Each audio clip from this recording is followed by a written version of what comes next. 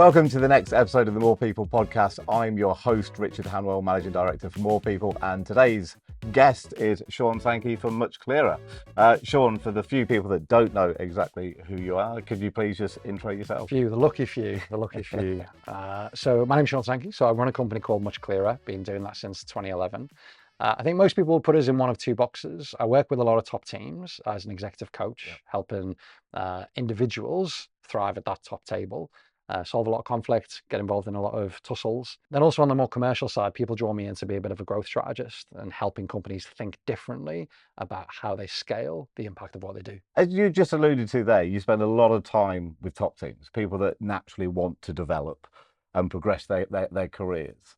What do you believe are the skill sets that people really need to develop, that they really need to work on? To progress in your career, there's always a technical skill set that you need to have, whether that's in food, whether that's in the creative industries, whether that's pick a sector. There's getting good at the thing. But increasingly, as you climb the ladder, it's not just about being good at the thing. That's almost like the price of entry. What really becomes more important is bolting on, I think, two aspects. The commercial aspect, so building up like the real commercial skills of how does this business work and how do I add value like inside of that. But also it's the personal skills. It's the ability to influence. It's the ability to motivate. It's the ability to lead teams. It's the ability to manage difficult, complicated, conflict-ridden stuff. Different types of people, right? 100%. A mentor said to me once, Sean, you don't get career growth or business growth without personal growth. Yeah. And that sounds a bit cheesy, but it's really true, because if you think about, the you that's leading a small team, managing a little budget with a couple of projects, is completely different to the you that you might want to be in 2 or 3 years' time, where you're leading a head of department, you're looking after a couple of million quid, you've got maybe 50 or 60 people that you're responsible for.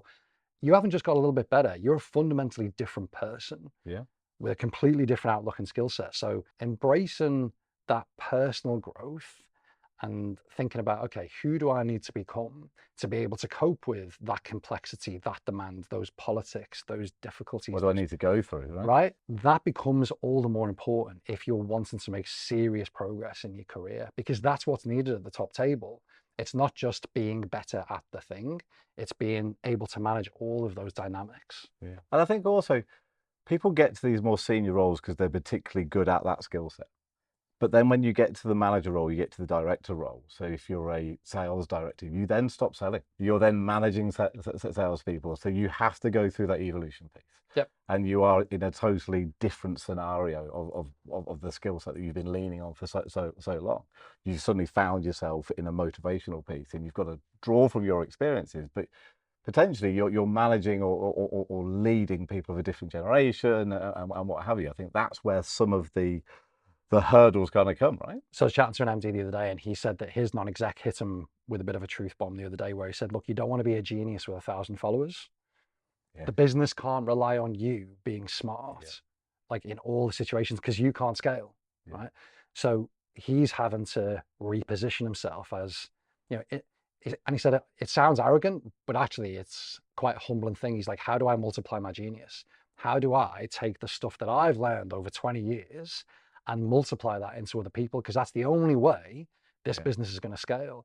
Now, if you can demonstrate that you can do that on the way up, that's what makes you super valuable as you progress in your career. Not just, are you the best salesperson, factory manager, ops lead, but can you multiply that into others?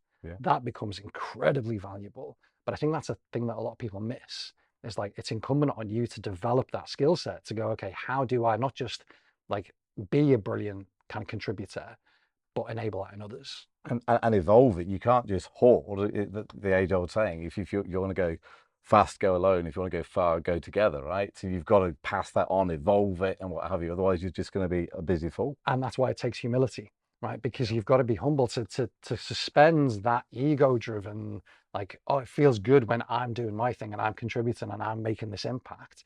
You've got to humble yourself to go, okay, how do I like push that onto others in a good way and let them have the credit and let them have their moment in the sun, And if I could, because if I can do that with 5 people, like there's 5 of me, which is making 5 times the impact. With growth comes workplace tension, right?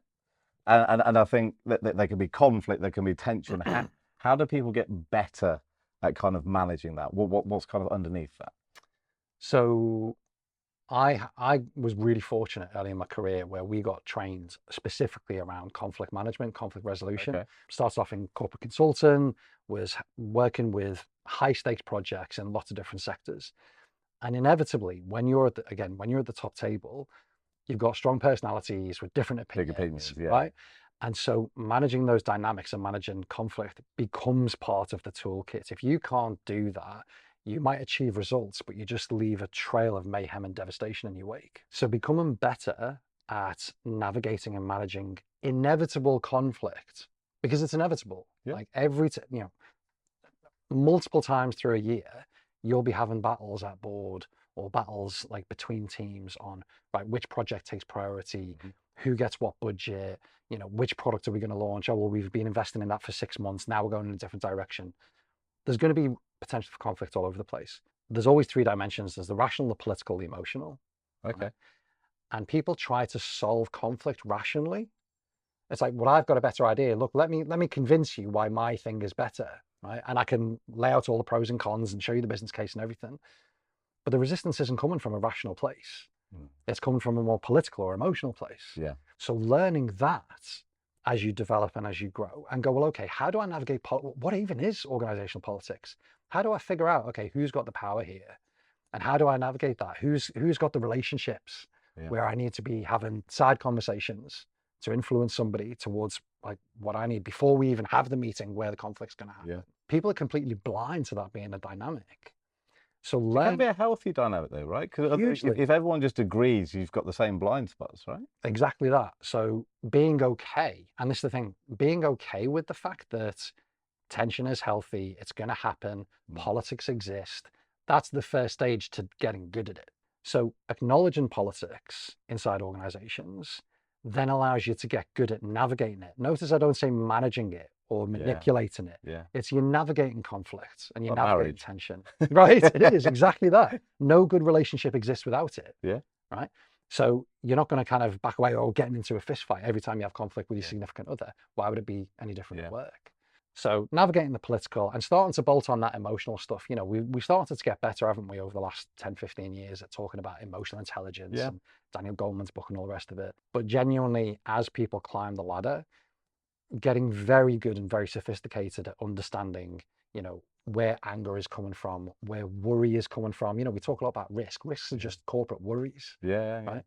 So helping people navigate and manage that. Again, if you've got these skill sets in addition to what you're technically good at, it just makes you indispensable. Yeah. Because you're the person that people look to go, oh, this is getting really tricky. Right, let's pull Rich in. Yeah. Right. So bolting on that rational, political, emotional kind of aspects to what you do, that becomes all the more important as you climb up the ladder. And I guess it's a case of stopping oneself trying to constantly close someone. If you're constantly trying to close someone in your opinion, but you open yourself up to a different thought process, a different opinion, a different approach, then naturally you should evolve. But a lot of people will come from a situation they've got good at sales or whatever it may be by closing people on their opinion, that old school Brian Clough-esque kind of way of working. Vulnerability is a good thing, I think. Learning new things, evolving, learning from people less experienced, then you can only be a good thing. I'm sure we both agree on that. 100%. How can employers stand out? How can employers be more attractive to kind of talent nowadays? The 5 biggest sports in the world by revenue, right? So the first 4, you got the NFL, the NBA, you got Major League Baseball and the Premier League. What do you think will be number 5? Women's football? Women's football, definitely not. Golf?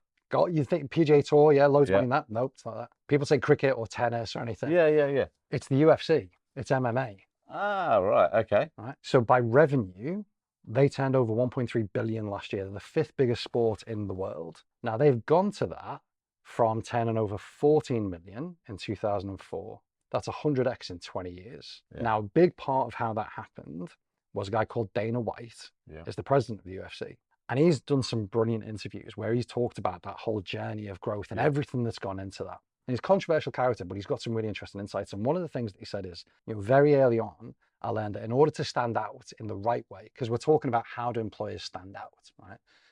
I had to realize I wasn't competing with boxing. I wasn't competing with tennis. I wasn't competing with football.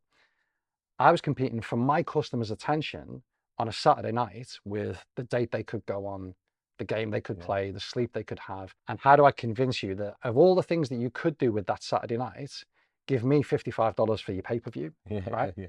He realized that that was the game. I think it's the same to win the war for talent. You got to realize that if you want talent, now not just candidates, if you want talent, if you want good people have lots of options. Very much so. And the options aren't just other businesses that look like you. They could set up their own thing. They could do side hustles. They could have portfolio careers. Influencers, yeah. Right, okay. So you got to realize you're not just competing with other businesses like yours. You're competing for the attention of talented people. So how do you stand out? One thing, ironically, is look at what your competitors are doing and do the opposite. Right? So book the trend. Book the trend. Do something that deliberately makes you stand out. I heard of a restaurant chain that were looking for chefs. They were really struggling for chefs. You know, you guys are in food. Yeah. Really difficult to recruit decent chefs. And they were like, where do chefs hang out? How could we stand out? Because everyone's doing the same. They're posting ads everywhere. They're talking to recruiters. They're going to the culinary schools. You look at chefs. What is one thing that a lot of chefs have in common? They love tattoos. Right. So they started to advertise in tattoo parlors.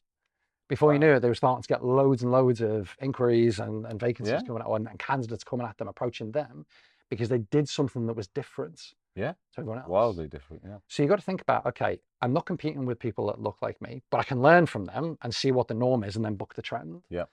And then do something different. When we talk about business growth, talk to us about some of the things that you've done on a different type with some of your clients. We've carved a bit of a niche, and in fact it's where I met Andrew. So the very first event that we met at, where I was helping a bunch of businesses think about growth differently. How many strategies have you written and live either on a digital shelf, never in the old days when we used to do them on whiteboards, that far, to be honest, it's like, and they don't go anywhere, right? I forget his name, but the global chairman of IKEA wrote a brilliant article in the FT last year where he said, look, since COVID, we've stopped doing strategies. We have a 12-month plan and we review our tactics every quarter. So because the market's too volatile. So why are we wasting an epic amount of management time and cost in doing strategies?